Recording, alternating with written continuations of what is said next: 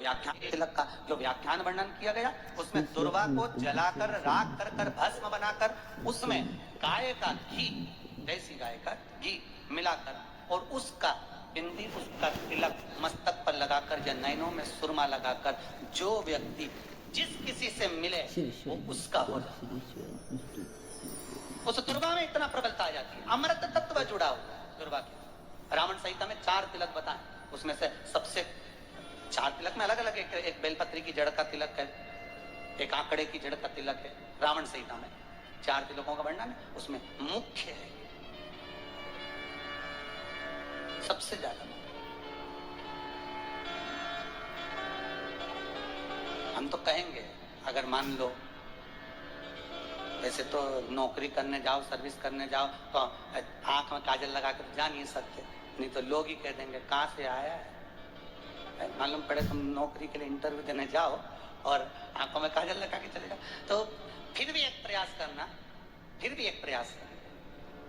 उस दुर्वा का जो काजल बनाओ, मूछे हो, दाढ़ी हो, कहीं कहीं पर भी उसकी बिंदी लगाकर चले जाओ, वो असर करेगी और आपको वो जॉब मिल ही जाएगा, ये पक्का है।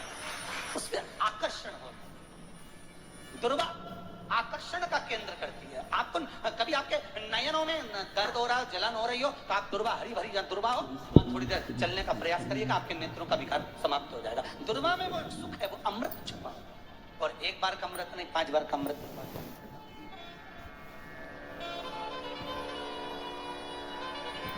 कौन से देवता हैं जिनके ऊपर दुर्वा का जल दूध में मिला हुआ छीटा जाए? श्वेत गाय के। देखो दूध का प्रमाण बार बार दुर्वा के साथ आया, उसका कारण क्या है?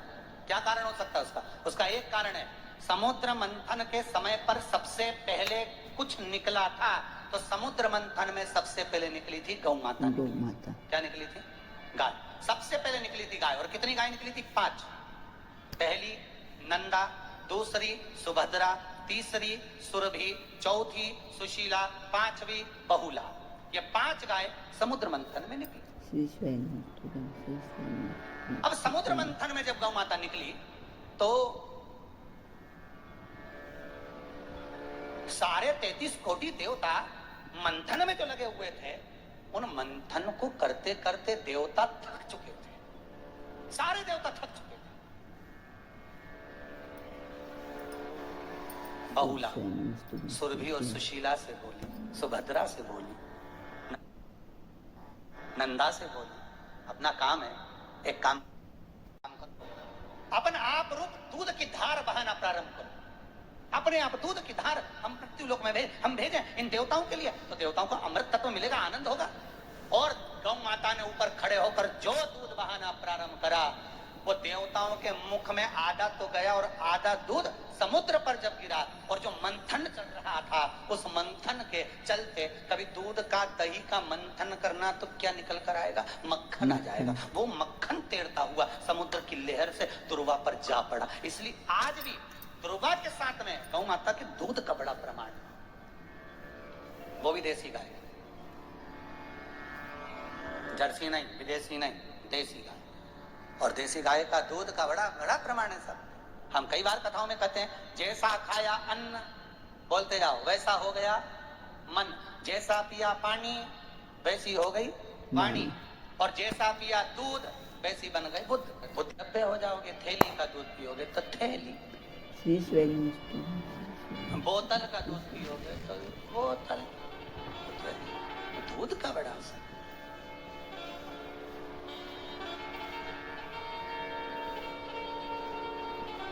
गौ माता के दूध का कहा, एक पात्र में जल और दूध ले लीजिए, शुक्रवार का दिन।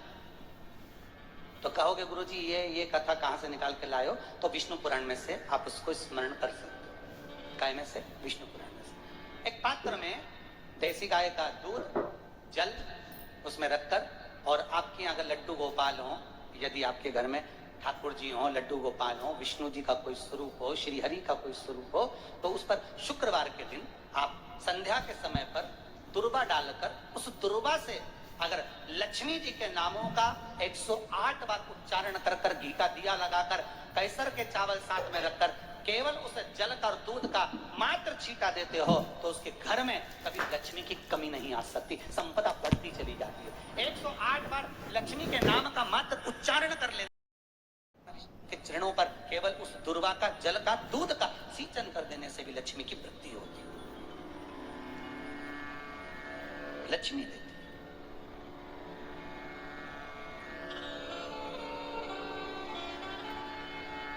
दुर्वा बढ़ती है। और दुर्वा का एक बहुत सुंदर गुण है महाराज, बहुत सुंदर गुण है दुर्वा का। जहां पर उसके भीतर गांठ आती है ना, वहां से 2 रास्ते बना देती है। बोलो बनाती कि नहीं बनाती? कभी दुर्वा देखी होगी आपने? जहां गांठ आई वहां 2 रास्ते बनाएगी, फिर गांठ आई फिर 2 रास्ते बनाएगी, फिर गांठ आई फिर 2 रास्ते बनाएगी। दुर्वा का क्रम ऐसा है कि हम भगवान को दुर्वा क्यों देते हैं, उसका कारण यह है कि मान लो हे परमात्मा, हे शंभु, हे गणेश, हे प्रभु नारायण, अगर मान लो मेरा एक रास्ता चलते चलते गांठ पड़ जाए, एक रास्ता मेरा बंद हो जाए, तो वहां से मेरे दूसरे रास्ते खोल देना। इसलिए दुर्वा भगवान को समर्पित करी जाती है। दुर्वा को समर्पित करने का क्रम ही यही है कि मेरे मार्ग खुल जाए, मेरी राह खुल जाए, मेरा मार्ग चारों तरफ खुलता चले। दुर्वा नीचे की ओर चलते चलते मार्ग खोलती चली जाती है।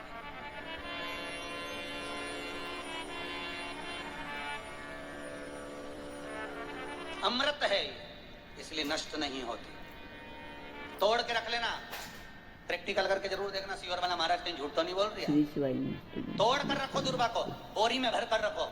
4 साल 6 महीने 8 महीने बाद सूख जाए, बेकार हो जाए, उसके बाद भी उसको खेत में बगीचे में कहीं ले जाकर पटक देना, 8-15 दिन पानी देना। देखो फिर वापस वही हरी की हरी होना, वही कहीं ना कहीं से स्फुटित होते फिर आगे बढ़ना चालू कर देगी। उसका तत्व है अमृत, वो अमर है, मरती नहीं, फिर चालू हो जाती। शिव कहते हैं यही अमरता है, यही अमरता है कि दुख आया तो मरने की नहीं सोचना। तकलीफ आई, कष्ट आया, रोग आया, बीमारी आई, थोड़ा सा तकलीफ आ गई, थोड़ी बीमारी आ गई, थोड़ा दुख आ गया, तो ये मत सोचना मैं मरना है। नहीं नहीं नहीं, अभी तो और जीना। तो किस लिए जीना है? कोई कहेगा इसको कहीं आसक्तियां होंगी, घर की, परिवार की, कुटुंब की, कबीले की, इसलिए जीना चाहती है, इसलिए जीना चाहता नहीं। श्री शिवाय नमस्तुभ्यम। हर हर महादेव। पूज्य प्रदीप मिश्रा जी ने आज दुर्वा के बहुत ही अच्छे और अचूक उपाय बताए हैं। पूज्य प्रदीप मिश्रा जी ने बताया है कि अगर दुर्वा को जलाकर उसका सुरमा बनाकर आँखों में डाल लिया जाए तो अगर हम किसी इंसान से मिलते हैं या किसी से मिलते हैं तो उसे हम अपना बना लेते हैं। पूज्य प्रदीप मिश्रा जी ने बहुत ही अच्छे और अचूक उपाय बताए हैं। अगर आप भी ये उपाय करना चाहते हैं तो प्लीज़ मेरे चैनल को लाइक, कमेंट और शेयर ज़रूर करें। मेरा चैनल है धार्मिक वीडियो। श्री शिवाय नमस्तुभ्यम। हर हर महादेव। भगवान आप सभी की मनोकामना पूरी करे। इसी मनोकामना के साथ श्री शिवाय नमस्तुभ्यम। हर हर महादेव।